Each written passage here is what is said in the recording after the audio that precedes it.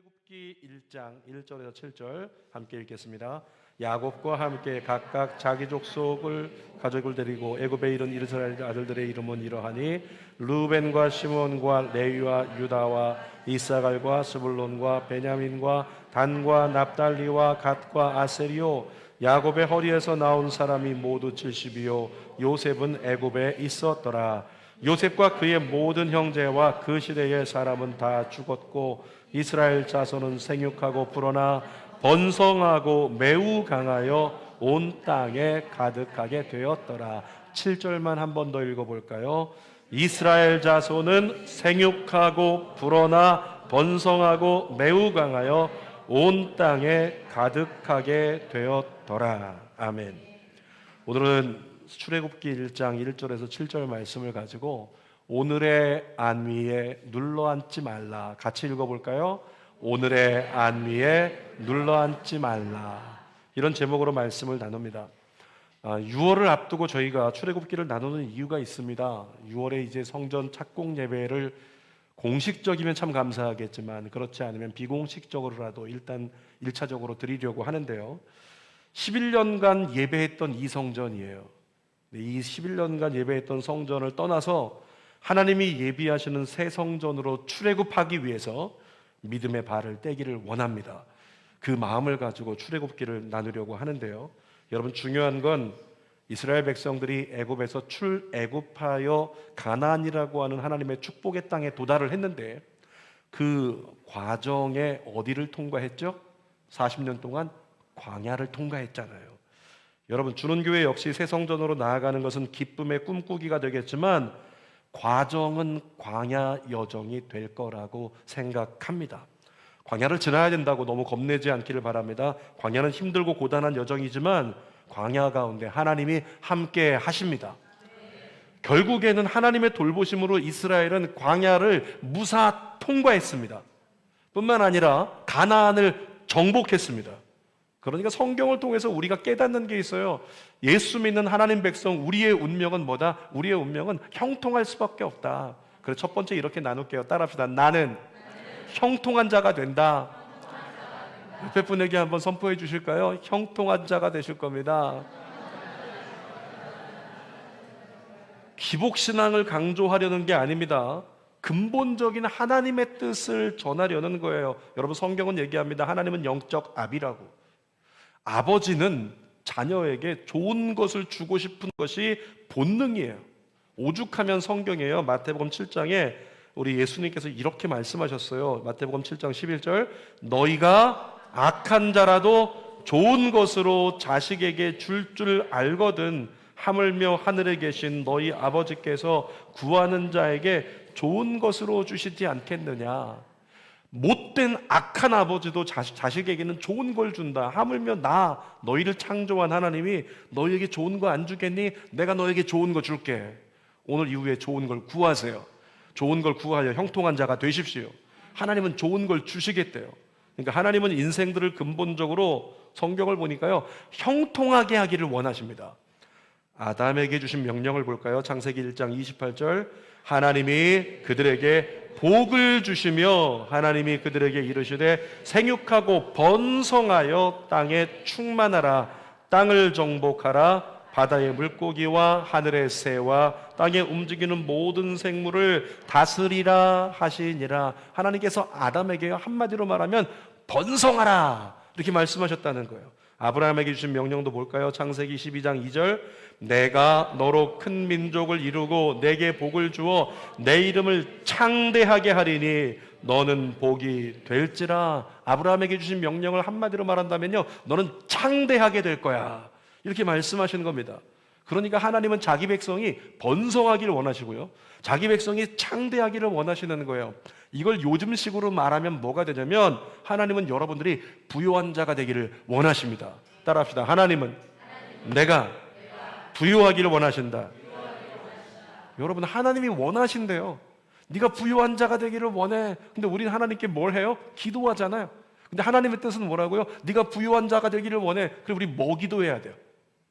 뭐 기도해야 되겠어요? 주여 부유한 자가 되게 해주세요. 아멘입니까?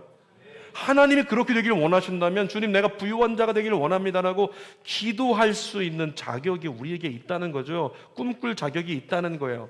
부유함이 하나님의 뜻임을 말씀으로 확인해 봅시다. 레위기 26장 9절 시작. 내가 너희를 돌보아 너희를 번성하게 하고 너희를 창대하게 할 것이며. 잠깐만요. 그 앞절에 너희를 번성하게 한대요. 아멘입니까? 너희를 창대하게 하신대요. 여기서 아멘이 나와야 돼요. 그 거룩한 소망 가져야죠. 근데 그 앞절이 중요해요. 뭐라고요? 내가 너희를 돌보아. 하나님의 돌보심 안에 있는 조건이 부합해야 너희를 번성하게 하고 창대하게 할 것이다. 그 다음 읽습니다. 내가 너희와 함께한 내 언약을 이행하리라. 로마서 10장 12절도 있습니다. 유대인이나 헬라인이나 차별이 없음이라 한 분이신 주께서 모든 사람의 주가 되사 그를 부르는 모든 사람에게 부요하시도다. 하나님을 아버지라 부르고 예수님을 구원자라 부르는 모든 사람들에게 부요의 하나님으로 임재해 주신다는 거예요. 그러니까 여러분이 성경 말씀대로면 우리는 잘되는 복된 자가 부요한 자가 될 수밖에 없는 거예요. 한 절 더 볼까요? 히브리서 6장 14절. 내가 반드시 너에게 복주고 복주며 너를 번성하게 하고 번성하게 하리라. 그래서 사업장마다 가보면 사업장 5군데 가면요 3군데는 이 말씀이 액자로 걸려 있어요. 내가 너를 번성하게 하고 번성하게 복주고 복주며. 사실은 그 앞절 전절이 중요하거든요. 그 전절이 하나님의 약속의 말씀을 끝까지 붙들면 이렇게 써 있다는 거예요. 중요한 건 하나님이 무엇을 원하신다? 여러분들이 형통하기 원하시고 여러분이 부유하기를 원하신다. 자, 그런데 두 번째 질문을 하면 여러분들이 또 대답을 못해요. 두 번째로 정말로 주님이 원하시는 뜻이 뭘까? 여러분에게 물어볼까요? 정말로 주님이 원하시는 뜻이 부유한 삶일까요? 일부하고 똑같네. 아무도 대답을 못해. 헷갈린 거예요. 저 무슨 의도로 질문하고 있나 이런 생각이 드는 거예요. 조금 아까 얘기했잖아요. 우리 하나님의 뜻이 뭐라고요? 우리가 부유한 자가 되는 거. 제가 물어볼게요. 정말로 하나님의 뜻이 여러분이 부유한 자가 되는 걸까요? 부유한 삶이 되는 겁니까? 아멘이에요. 성경들은 그렇게 아멘할 수 있어요. 왜냐하면 이스라엘 백성들 어떻게 하셨어요? 출애굽 시키셨어요. 광야를 지났지만 가나안을 열어주셨어요. 가나안에 들어가서 그들은 부유한 자가 됐어요. 그들은 모든 민족을 다 통합하여 통일 왕국을 이루는 위대한 나라가 됐다는 거죠. 민수기 34장 2절 읽어볼게요. 시작. 너는 이스라엘 자손에게 명령하여 그들에게 이르라. 너희가 가나안 땅에 들어가는 때에 그 땅은 너희의 기업이 되리니 곧 가나안 사방 지경이라. 그 가나안에 들어가서 이스라엘 백성들은 부유한 자가 된 거예요. 잘된 자가 된 거라는 거죠. 여기까지 보면 야, 주님의 뜻은 부유한 자가 되는 거구나. 주님의 뜻은 형통한 자가 되는 거구나. 이렇게 생각할 수 있는데 우리는 질문하는 거죠. 정말로 주님이 원하시는 근본적인 뜻이 가나안 땅에 들어가서 부유한 자가 되는 것, 그것이었을까라고 하는 질문인 거죠. 답은 아니라고 하는 겁니다. 그렇지 않다는 거예요. 여러분, 가나안을 정복하고요, 형통한 자가 되고 부유한 자가 되고 번성한 자가 되는 것, 이것은 하나님의 뜻이 이루어질 때, 하나님의 뜻이 이루어질 때 맺혀지는 부수적인 열매일 뿐이라는 거예요. 자, 부유한 자가 되는 건 하나님의 뜻이에요. 부유한 열매 맺는 것, 형통한 열매 맺는 것, 하나님 뜻입니다. 근데 그것이 근본적인 하나님 뜻이 아니고 근본적인 하나님의 뜻이 이루어질 때 그로 말미암아 부수적으로 이루어지는 열매, 그것이 부요고 그것이 형통이고 그것이 잘됨이라고 하는 거죠. 하나님이 정말로 원하시는 것이 있는데요, 정말로 원하시는 하나님의 근본적인 뜻은 이스라엘이 하나님을 전적으로 믿고 따르는 예배자가 되는 거. 주님은 그걸 원하셨어요. 레위기 26장 3절 4절 읽어봅시다. 시작. 만일 너희가 내 법을 따라 살고 내 명령에 순종하면 4절 내가 너희에게 제때의 비를 주어 땅이 풍성한 직물을 내고 나무가 많은 과실을 맺도록 하겠다. 여러분에게 질문해 볼까요? 여러분이 집을 팔려고 그랬는데 집 팔기 직전에 집값이 전부 다 막 2억씩 다 올랐죠? 그렇습니까? 여러분이 지금 이사를 해서 다른 데로 전세를 가야 될 형편 가운데 있는데 갑자기 집값이 뚝뚝 떨어져가지고 1억 싸게 이사들 가셨죠? 다 그랬습니까? 그런 은혜가 있으면 얼마나 좋아요. 근데 주는 교회 성도 중에 그런 가정들이 있더라고요. 집을 팔려고 했는데 집을 팔려고 한 바로 직전에 집값이 막 2억 올라요. 집을 사려고 했는데 집을 사서 계약을 딱 맺고 무리했다 싶었는데 계약하자마자 1, 2개월, 3개월 안에 막 집값이 뚝뚝 올라버리는 거예요. 멀리서 구리에서 이리로 이사를 왔어요. 누군가가. 그런데 보니까 부모님까지 이사 왔는데 이사 오자마자 2억, 3억 다 올랐어요. 그 집을 합산하니까 5억이 올라버리는 거예요. 그런 일들이 여러분에게 다 일어나지 않나요? 집할 계획 있으신 분 계신가요? 선포해 드릴게요. 집할 계획 있으신 분 2억씩 오를지어다. 그럼 얼마나 좋으냐고. 딱 맞춰서 내가 이사할 때 딱 맞춰서 집값 딱 오르고, 또 새 사는 사람은 내가 이사할 때 딱 맞춰서 집값 뚝뚝 떨어지고, 이러면 얼마가 좋아요. 제가 기도하고 있거든요. 제가 연말에 이사해야 되거든요. 주는 교회 이제 건축하는 곳 가까이 이사 가려고 그러는데, 주여 기도합니다. 주여 그때 맞춰서 집값이 뚝뚝 떨어질지어다. 집을 가지고 계신 성도들이 고개를 흔들고 있습니다. 안 된다고. 주여 그런 일 없습니다. 목사님이 좀 힘드십시오. 자, 여러분 지금 레위기 지금 26장 4절 읽었는데 거기 4절 다시 한번 띄워주실래요? 뭐라고 써 있어요? 너희에게 제때의 비를 주어. 이게 그거거든. 필요할 때마다 하나님이 공급해 주신대요. 필요할 때마다 열어주신대요. 법이 바뀌면 이게 나를 위해 바뀌고 우리 사업을 위해 바뀌고 나아가는데 다 문제가 비껴가고 다 어려움이 비껴가는 거예요. 그러면서 어떻게? 땅이 풍성한 작물을 내고 나무가 많은 과실을 맺도록 하겠다. 이걸 두 글자로 하면 풍년이 오겠다는 거예요. 여러분에게 풍년의 은혜가 있을지어다. 7절 말씀, 누가 그렇게 하나님 명령에 순종하면 그렇게 된다는 건데요. 누가 그렇게 하나님께 순종했냐면 성경에 요셉이라는 사람. 요셉이 어떤 유혹에도 바른 신앙을 굳건하게 잘 지켜서 하나님 명령에 순종했더니 나중에 어떻게 됐어요? 요셉이 애굽에서 총리가 됐어요. 뿐만 아니라 흉년을 만났던 자기 가문, 자기 민족들을 다 흉년 가운데서 건져낼 수 있는, 망하지 않고 번성하게 만드는 기반을 열어 놓았다는 거죠. 어떻게 했더니 요셉이 하나님 명령에 순종했더니, 여러분들이 주의 명령에 순종한다면 하나님께서 때를 따라 제때의 은혜를 주시는 은혜를 경험하게 될 줄 믿습니다. 7절 읽어볼게요. 7절.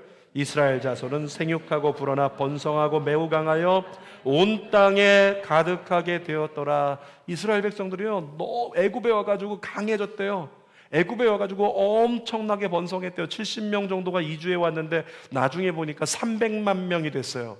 그만큼 번성한 민족이 된 거죠. 뿐만 아니라 성경을 보면 이스라엘 백성들은요, 애굽에 있을 때 풍족했다고 기록합니다. 민수기 15장 5절 읽어볼까요? 우리가 애굽에 있을 때에는 값없이, 세 글자가 중요해요. 뭐라고요? 값없이 모든 걸 얻었다는 거죠. 자, 읽어봅시다. 값없이부터. 값없이 생선과 오이와 참외와 부추와 파와 마늘들을 먹은 것이 생각나거늘. 우리 애굽에 있을 때는 값없이, 내 것을 투자해서 한 게 아니라 값없이 모든 걸 다 얻었는데, 뿐만 아니라 민수기 11장 18절 읽어보겠습니다.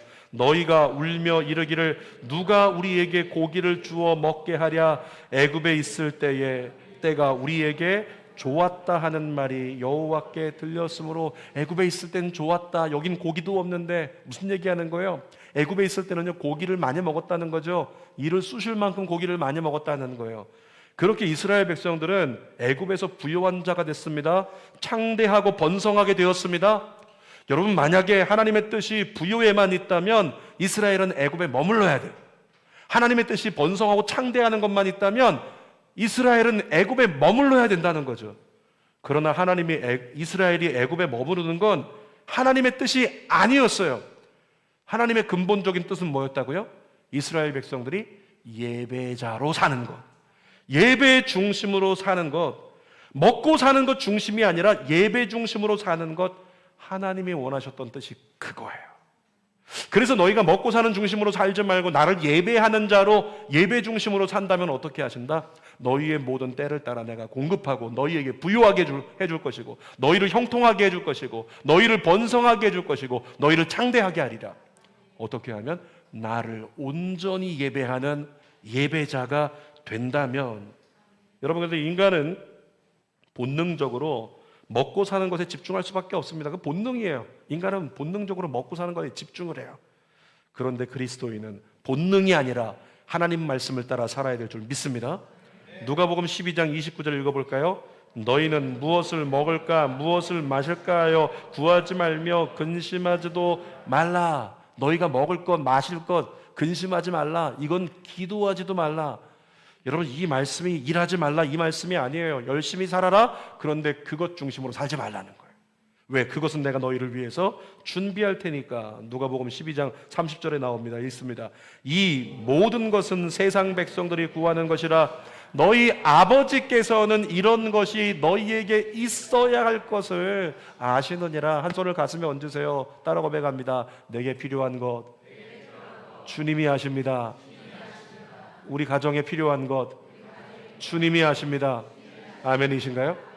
주님이 알고 계시다는 거예요. 알고 계신 주님이 그 모든 것을 공급하기를 원하신대요. 출애굽기 16장 8절 읽어봅시다. 모세가 또 이르되 여호와께서 저녁에는 너희에게 고기를 주어 먹이시고 아침에는 떡으로 배불리시리니. 여러분, 광야는 어떤 곳이에요? 아무것도 얻을 수 없는 곳입니다. 광야에서는 얻을 수 있는 것이 없어서 의지할 것이 없어요. 그런데 하나님이 어떻게? 너희 먹을 것 입을 것 내가 다 알고 있어. 야, 옷 그거밖에 없다고 염려하지 마. 40년 지났는데 어떻게 써 있어요? 신명기 8장에 옷이 헤어지지 않았다고 써 있어요. 정말로 헤어지지 않은 엄청난 옷을 하나님이 그들에게 입혀주셨다는 거죠. 뿐만 아니라 저녁에는 뭘 주셨대요? 고기를 주셨대요. 아침엔 뭘 주셨대요? 만나를 통해 떡을 주셨다는 거예요. 너희 먹을 건 내가 다 예비하고 공급할 테니까 그거 중심으로 살지 말고. 광야 가운데 하나님이 강조하신 게 뭐예요? 성막을 제정하셨잖아요. 그리고 이스라엘 백성들에게 강조하신 게 뭡니까? 이 성막 중심으로, 요즘으로 말하면 예배 중심으로 살아라. 그러면 너희의 모든 것 내가 공급하리라. 사랑하는 여러분, 예배 중심으로 사십시오. 모든 부요를 하나님이 다 허락하실 줄 믿습니다. 세 번째로, 이스라엘 백성들은 그런 은혜를 입었지만 세 번째, 중심이 흔들리는 것을 조심해야 된다는 것을 우리에게 깨닫게 하십니다. 하나님 뜻이 뭐라고요? 이스라엘이 먹고 사는 것 중심이 아니라 예배 중심으로 사는 것. 자, 성경 말씀 신명기 8장 11절 읽어보겠습니다. 내가 오늘 내게 명하는 여호와의 명령과 법도와 규례를 지키지 아니하고 내 하나님 여호와를 잊어버리지 않도록 삼갈지어다. 여러분, 광야 다 지나왔어요. 이스라엘이 다 훈련됐습니다. 하나님만 예배하고 하나님 예배 중심으로 사는 거 잘 훈련됐어요. 주님이 생각할 때 이쯤 됐다. 요단강 열어 가나안 들어가게 하리라. 근데 가나안 들어가기 직전에 하나님이 이스라엘 백성들에게 부탁하신 거예요. 너희 여호와를 잊어버리지 않도록 조심해라. 삼갈지어다. 그렇게 말씀하셨어요. 그런데 가나안에 들어가서 가나안 정복하고 정착한 이스라엘은 순식간에 어떻게 됐습니까? 하나님이 잊어버리고 중심이 흔들렸다는 거죠. 뭐가 문제였냐면 먹고 살만해진 게 문제였어요. 따라합시다. 먹고 살만해질 때 조심하라. 여러분, 인간은 먹고 살만해지면 하나님을 의지하지 않습니다. 먹고 살만해지면 자기 자신을 의지합니다. 자신을 의지하는 사람의 특징을 아시나요? 누구의 말도 들으려고 하지 않아요. 옆에서 권면해줘도 안 들어요. 그냥 자기 생각만 믿으려고 하고, 또 목사의 말도 예의상 아멘할 뿐 따르지 않는다는 겁니다. 그러니까 자기 자신을 믿는 사람은 당연히 기도하지 않아요. 기도하지 않으니까 기도 부탁도 하지 않습니다. 잘 들으세요. 그게 교만입니다. 왜 교만해졌을까요? 먹고 살만해졌기 때문이라고 성경은 얘기하고 있는 거예요. 신명기 8장 12절 14절 읽어볼까요? 내가 먹어서 배부르고, 이게 문제라는 거예요. 예전에 먹을 게 없어요. 먹을 게 없어갖고 정말 그것 때문에 전전긍긍했는데 어느 날 보니까 먹을 게 생겼어요. 먹고 배가 부르게 되니까 딴 생각하기 시작한다는 거예요. 계속 읽어볼게요. 아름다운 집을 짓고 거주하게 되며 살 곳이 없어서 전전긍긍했어요. 어떻게 하나 고민했습니다. 그런데 이제는 좀 여유가 생겨서 집도 샀고 살만한, 충분히 쉴만한 곳이 생겼다. 이때가 문제가 된다는 거예요. 먹고 살만해지면. 13절도 읽어보겠습니다. 내 소와 양이 번성하며 내가 가진 것이 점점 늘어갈 때, 그때가 문제라는 거예요. 계속 읽습니다. 내 은금이 증식되며. 여러분, 재정적인 여유가 생기면 바뀌는 거 아시죠? 여성 집사님들 가방이 바뀌어요. 치장하는 액세서리가 바뀌기 시작해요. 남자분들 같으면 가슴에다 뭘 치렁치렁 자꾸 흔들고 돌아다니고 있는 거예요. 그런 것들이 조금 괜찮아지면 현상으로 나타나기 시작한다는 거죠. 계속 있습니다.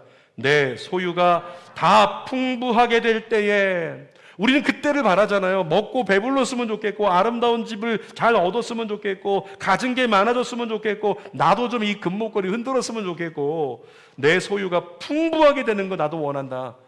근데 그 다음 절에 뭐라고 써 있어요? 그때 어떻게 된다고요? 내 마음이 교만하여 내 하나님 여호와를 잊어버릴까 염려하노라. 먹고 살만해지니까 교만해진 거예요. 먹고 살만해지니까 하나님을 잊어버린 겁니다. 그러자 하나님보다 자신을 위하는 삶을 살기 시작했습니다. 이스라엘이 그랬고 오늘 우리가 그럴 수 있다는 거예요. 신앙생활조차도, 봉사하는 것조차도 하나님의 뜻을 따르는 게 아니라 자신을 위하여서 내가 좋으면 하고 내가 싫으면 관두는 그런 신앙생활하고, 모든 예배생활과 신앙생활의 전반을 말씀대로가 아니라 내 마음과 뜻대로 선택하고 살아가는 삶을 산다는 거죠. 신명기 17장 17절 읽어봅시다. 그에게 아내를 많이 두어 그의 마음이 미혹되게 하지 말 것이며 자기를 위하여 은금을 많이 쌓지 말 것이니라. 아내를 많이 두지 말아라. 거기 들어가면 이렇게 얘기했어요. 왜? 그 땅에 들어가면 가나안 땅에 모든 열국이 있는데 그들을 정복해서 이기면 어떻게 됩니까? 탈취할 수 있잖아요. 그 땅에 있는 거민들을 다 죽여야 되는데 탈취하다가 보니까 너무 예쁜 여자들이 있어요. 그러면 내 아내 삼으리라. 내 아내 삼아서 우리 이스라엘 민족을 번성케 하리라. 이런 뜻이었을까요? 그게 아니죠. 자신의 즐거움을 위한 거예요. 자기를 위해서 아내들을 많이 두는 일들이 이스라엘 역사에 있었다는 거죠. 뿐만 아니라 자기를 위해서 은금을 많이 쌓지 말라고 했는데 그것을 많이 쌓는 역사가 이스라엘에게 주어지게 됐다는 겁니다. 출애굽기 32장 8절도 읽어볼게요. 그들이 내가 그들에게 명령한 길을 속히 떠나 자기를 위하여 송아지를 부어 만들고 그것을 예배하며 그것에게 제물을 드려 말하기를 이스라엘아 이는 너희를 애굽 땅에서 인도하여 낸 너희 신이라 하였도다. 어느 순간인가 하나님 중심으로 살고 하나님을 예배하며 살던 사람이 먹고 살만해지니까 하나님 중심이 아니라 나 이 가진 거 더 잘 굴려서 많은 거 만들어야 되겠다. 아이가 중심이 돼가지고 이 아이를 위해서라면 신앙생활 모든 것 이 아이의 앞길을 더 높일 수만 있다면 이게 뭐가 되는 거예요? 다 우상이 되는 거잖아요. 근데 우상을 누구를 위해 만든다고요? 자기를 위하여 만든다. 성경에 이렇게 써 있잖아요. 우상은 그겁니다. 자기를 위하여 만든 그 무언가, 어떤 가치, 하나님 중심으로 가던 길을 흔들어내는 어떤 가치, 그게 다 우상이라고 말씀하고 있는 거죠. 이스라엘이 망한 이유요, 한마디로 말합니다. 중심이 흔들려서 그래요. 예배 중심의 삶이 흔들려서 그런 겁니다. 여러분, 예배가 삶의 중심이 되지 못하면 우리의 중심은 흔들리고 언젠간 무너지게 돼 있는 거예요. 예배 중심으로 못 사는 이유가 다 있더라고요. 우리 성도들 왜 예전만큼 예배드리지 못합니까? 물어보면 목사님 요즘에 제가 좀 많이 바쁩니다. 여러분, 바쁜 걸 모르는 사람 없습니다. 그런데 우리가 정말 바쁜 이유는 뭐냐면 세상 즐거움이 우리를 끌어당기고 있기 때문에 바쁜 거예요. 책 중에서 이런 책 기억하십니까? 너무 바빠서 기도합니다. 따라해 볼까요? 너무 바빠서 기도합니다. 사실 그 원론적으로 들어가 보면 이겁니다. 너무 바빠서, 다시 한번 따라할까요? 너무 바빠서 중심이 흔들릴까 봐 더 예배하고 더 기도합니다. 아멘. 그것이 성공의 길이고 그것이 승리의 길이라는 거예요. 여러분, 정말 우리가 바빠서 예배 중심으로 살지 못한다? 그것은 어둠의 영이 우리를 끌어당기고 있기 때문이에요. 세상 가치의 영이 우리를 끌어당기고 있기 때문입니다. 이걸 부인할 사람이 아무도 없다는 거예요. 어둠의 영은 우리로 하여금 교회 가지 못하게 합니다. 예배 중심으로 살지 못하게 끌어당기고 있습니다. 그 결과는요, 참담해요. 이사야 9장 20절 같이 읽어봅시다. 오른쪽으로 움킬지라도 줄이고 왼쪽으로도 먹을지라도 배부르지 못하여 각각 자기 팔의 고기를 먹을 것이며. 이 얼마나 무서운 말씀이에요. 왼쪽을 봐도 오른쪽에 있는 걸 잡아가지고 먹는데 배가 안 불러요. 그래서 막 잡아먹는데 배가 안 부르고 배가 채워지지 않아요. 그래서 결국엔 자기 팔을 막 뜯어먹고 있대. 옆에 있는 사람 오른팔 한번 살펴보세요. 뜯어먹다 온 사람이 있나? 여러분, 이 말씀이 육신의 팔을 얘기하는 게 아니죠. 영을 얘기하고 있는 거예요. 어떻게든지 내 만족을 채우고 싶어서 사업도 늘려가겠다. 내가 재정을 더 많이 벌어보겠다. 세상에서 더 높은 자가 되겠다. 위대한 자가 되겠다. 노력하면서 막 뛰어다니면서 이것 먹어보고 저것 먹어보고 다 취하고 있는 거예요. 취하는데 배가 안 불러. 그러니까 어떻게 한다? 영적으로 하나님께 구원받은 자, 구원받아서 주님을 향한 예배자 된 자신의 살을 갖다 자기가 뜯고 있다는 거예요. 그래서 예배 중심의 삶을 살지 못하고 치우치고 쓰러져 있는 우리의 영적 현실을 이야기하고 있는 거죠. 베드로전서 5장 8절에 하나님 이렇게 말씀하십니다. 근신하라, 깨어라. 너희 대적 마귀가 우는 사자같이 두루다니며 삼킬 자를 찾나니. 사탄이 뭐 한다고요? 날마다 삼킬 자를 찾는데요. 날마다 삼킬 자. 근데 여러분 아시죠? 미국에 있는, 캐나다에 있는 자연농원들, 이렇게 그 공원들을 보면은 사파리를 열어놨는데 그 자연 동물의 왕국의 원칙이 있습니다. 이 공격하는 맹수들은요, 함부로 앞에 서 있는 짐승들을 공격하지 않아요. 중심에 서 있는 짐승들을 공격하지 않습니다. 열심히 뛰고 있는 짐승들을 공격하지 않습니다. 누구를 공격할까요? 떨어져 나와 있는 것, 그리고 어린 짐승. 어린 짐승은 약한 짐승이에요. 어린 짐승은 모르는 짐승이죠. 그렇게 무리에서 떨어져 나와 있고, 무리에서 홀로 있거나, 내 나름대로의 길을 난 가겠다라고 하거나, 제자리에 머물러 있거나, 이런 짐승들은 타겟이 된다는 거죠. 그렇기 때문에 영적 원리로서 사탄이 그렇게 우는 사자처럼 너희를 삼키려고 준비하고 있으니까 너희는 마지막 때 이렇게 해야 살 수 있어. 주님이 말씀하셨어요. 히브리서 10장 25절이죠. 시작. 어떤 사람들의 습관과 같이 모이기를 중단하지 말고 서로 격려하여 주님이 오실 날이 가까울수록 더욱 모이는 일에 힘씁시다. 뭐라고요? 모이기를 중단하지 말래요.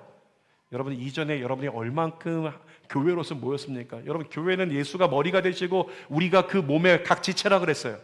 그러니까 오죽하면 하나님께서 이렇게 말씀하셨을까요? 예수님 머리고 너희는 몸의 각 지체야. 이게 뭐예요? 한 몸이라는 거예요. 연합하라는 거죠. 떨어져 있지 말라는 거예요. 떨어져 있으면 죽는다는 거죠. 팔이 만약에 떨어져 있다고 싶어서 오늘 예배 끝나고 좀 심심하니까 오른팔 교회 좀 잠깐 놔두고 가야지. 떨어뜨려 놓으면 어떻게 될까요? 예를 들어 상상해 본다면 이 팔이 처음엔 괜찮은 것 같을지 몰라도 세워놓으면 손들고 찬양하는 것 같을지 몰라도 곧 괴사가 생기고 썩어버릴 거예요.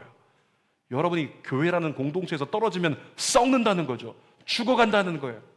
그래서 주님이 모이기를 중단하지 말고 그날이 가까울수록 더욱 모이는 일에 힘쓰라. 따라합시다. 더욱 모이기에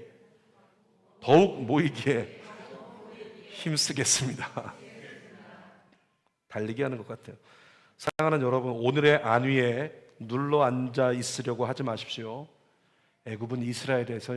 이스라엘은 애굽에서요 먹고 살기 충분했어요.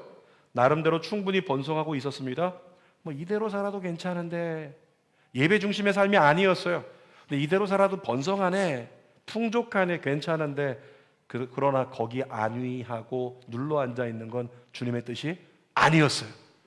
그래서 하나님이 출애굽시키신 거예요. 무엇을 위해? 하나님의 근본적인 뜻을 이루기 위해.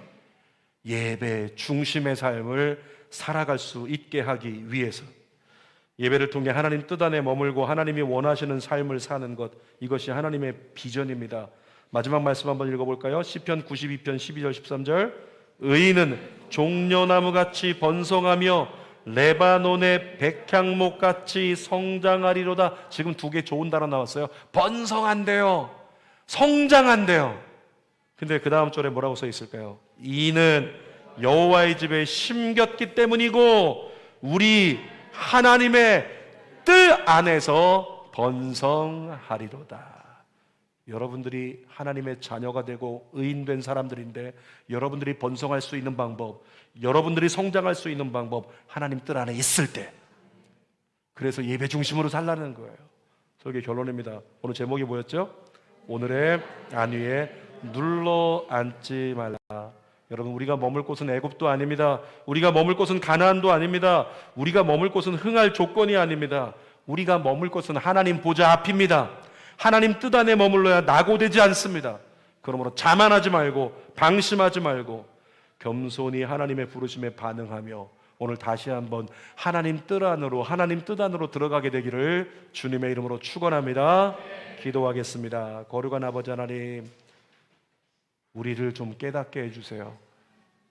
언제 우리가 모이기를 중단하고 언제 우리가 예배 중심의 삶에서 먹고 사는 것이 중심이 되어 그렇게 헛수고하며 살고 있었는지 하나님 이제는 예배 중심의 삶을 다시 회복하게 하여 주시옵소서.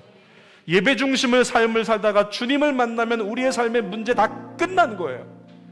하나님 그 놀라운 역사를 말씀을 통해 확인하고 또 찬양을 통해 확인하고 우리 입술의 고백으로 내 삶에 선언되는 은혜의 시간이 되게 하여 주시옵소서. 예수님의 이름으로 기도드립니다. 아멘. 우리 함께 말씀 생각하면서 찬양하고 기도합시다. 하나님을 만나면 끝난 것이다. 모든 것이 끝났다고 말하는 사람들의 말을 듣지 말아라. 하나님은 아직도 나에게서 시선을 떼지 않았다.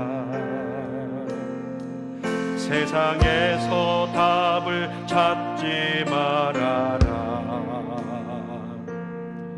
사람들을 의지하지 말아라. 너의 모든 문제는 하나님만이 해결할 수가 있다. 기도를 쉬지 마라. 기도를 쉬지 마라. 찬양을 멈추지 마라. 하나님이 너를 주목하고 있다. 예배에 집중하라. 말씀을 응답하라. 하나님을 만나면 끝난 것이라. 기도를 쉬지 마라.